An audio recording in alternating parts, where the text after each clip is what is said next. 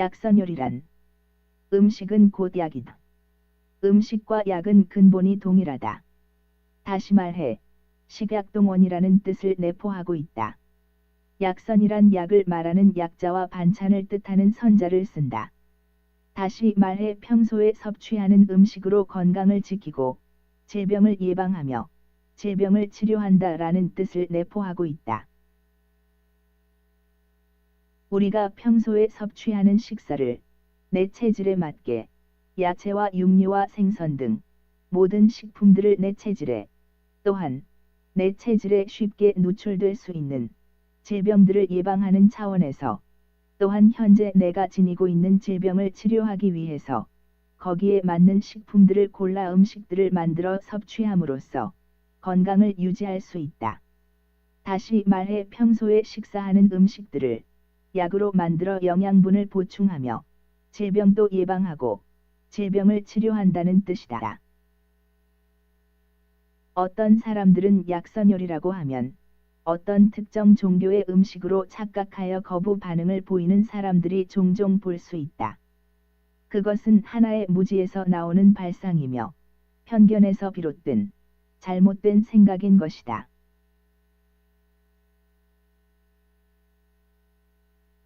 현대의학자의 아버지라고 불리는 히포크라테스 선생님의 명언 중에 음식으로 못 고치는 병은 약으로도 못 고친다라는 말을 남겼듯이 음식이 하나의 영양분만 보충하는 단순한 역할만 하는 것이 아니라 음식이 약으로서의 역할을 한다는 뜻이며 음식을 제대로 만들어 섭취해야 한다는 메시지가 아닌가? 따라서 내 몸에 맞는 내 몸의 질병에 맞는 음식을 만들어 섭취해야 한다는 것이다. 음식이 영양분으로서 약으로서 역할을 하기 위해 알아야 하는 기초 상식들. 제일 먼저 자신의 체질을 정확히 알아야 한다. 첫 번째, 사상체질의학으로 자신의 체질을.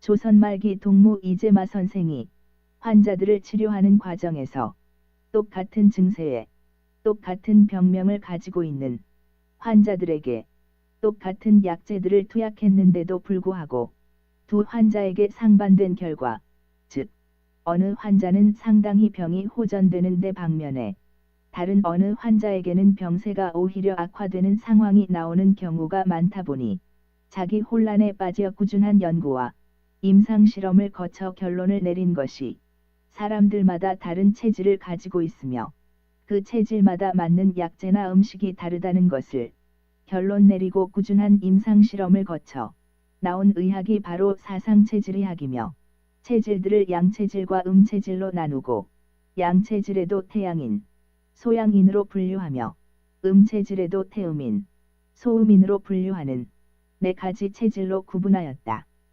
지금까지도 많은 사람들이 사상체질의학에 의존하여 치료하고 참고하는 것을 보면 상당히 검증된 이론이다라고 말할 수 있다.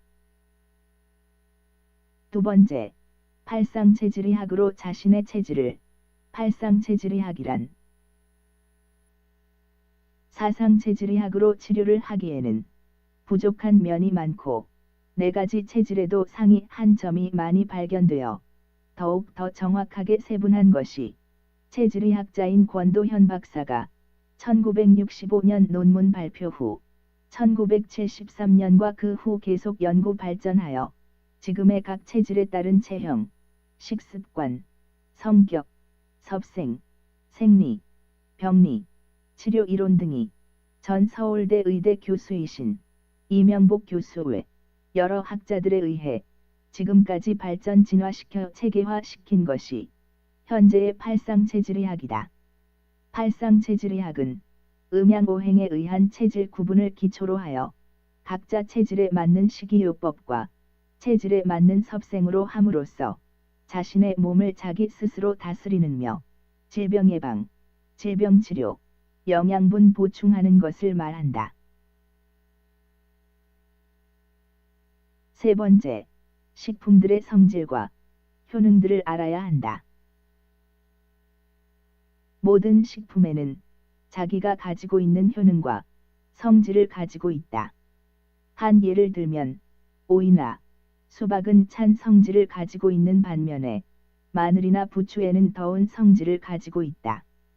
육류에도 돼지고기는 찬 성질을, 쇠고기는 중성질을 가지고 있는 반면에 개고기는 더운 성질을 가지고 있듯이 각자 이런 성질들을 가지고 있다는 것을 알아야 각자의 체질에 맞는 식품들을 섭취해서 건강을 유지할 수 있다. 자신의 체질에 맞지 않는 식품들을 섭취할 시 건강에 치명적이거나 몸속에 독이 누적되어 나이 먹고 아니면 자신의 몸이 허약할 때 누적된 독이 밖으로 나타나는 것이다. 따라서 자기 체질에 맞는 식품들을 섭취할 때만이 약선요리가 되지만 자신의 체질에 맞지 않는 식품들을 섭취할 시에는 약선요리가 아니라 독선요리가 되는 것이다. 따라서 약선요리를 만들기 위해서는 자신의 체질을 잘 알고 식품들의 성질과 효능들을 잘 알아야 하는 것이다. 위에서 말했듯이 약선요리를 만들어 섭취하기 위해서는 첫 번째, 자신의 체질에 정확한 지식을 가지고 있어야 하며, 두 번째, 약초나 식자태의 효능과 성질들을 정확하게 알아야 제대로 나에게 맞는 약선요리들을 만들어 섭취할 수 있는 것이다.